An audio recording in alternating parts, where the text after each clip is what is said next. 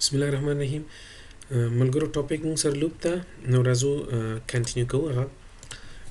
راځو یو بل اگزامپل زه اخلم ورته وایم چې int x کې ما سره فور ایگزامپل 1 پروت دی نو 1 نه واخله تر 20 پورې ماته دا څه وکړه 1 2 3 4 5 ماته پرنټ کا سمه ده. نو دا اگزامپل صرف د هغه سټوډنټس دپاره ده چې څوک بیسک لرنرز دي یا نیو لرنرز دي.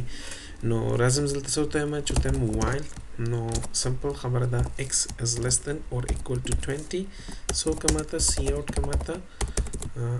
که ماته x او همدغسې ماته انډل ورسره واخله او x پلس پلس که. نو دا ګورئ ملګرو ما رن کړه نو 1 نه واخله 20 پورې.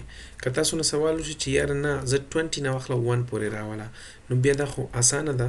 تاسو داسې چل وکړئ چې هغې دپاره راشئ دلته کې x کې واچوئ 20 او دلته راشئ ورته وایئ چې چېرته ورته وایه څه وکړه ماته x greater than or equal to 1 صحیح ده که نه equal to 1 ماته څه شی کوه x نه ماته x شو کوه په سکرین باندې. که زه دا اوس رن کوم ملګرو نو دا به لایتنۍ ته لاړ شي پروګرام ایرر به راځي.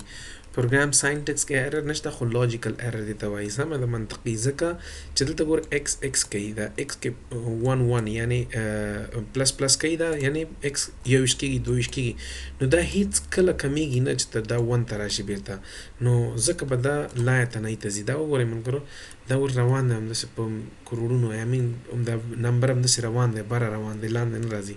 هغې لپاره به زه دا کینسل کړم کلوز به یې کړم ځای نه دلته به راشم ورته وایم چې نه ته ماته څه وکړه ماته د نمبر ماینس واخله ماینس مې چې واخیسته دې مطلب دا دی چې د شلو نه به دې نمبر اوس 19 یو ته به راکوزېږي.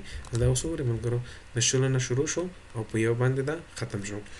ماته یو میسج ملګرو سټوډنټانو وکړه چې پوښتنه یې کړې وه چې زړه ویډیو کې موږ تاسو تحق نمبرونه اخیستي وو خو جفت هم نه و اخیستی چې جفت به څنګه شو کوو.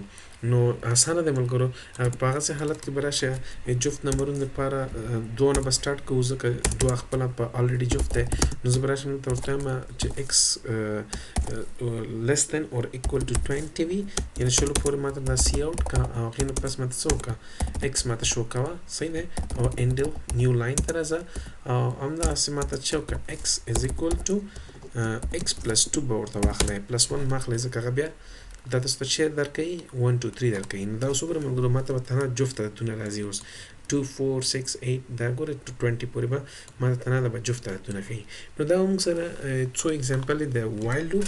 دا مشکلات تاسو کولی شئ د چیپ ترو باندې د ډو وایل لوپ یا د فور لوپ په واسطه یې هم تاسو حل کوئ ملګرو.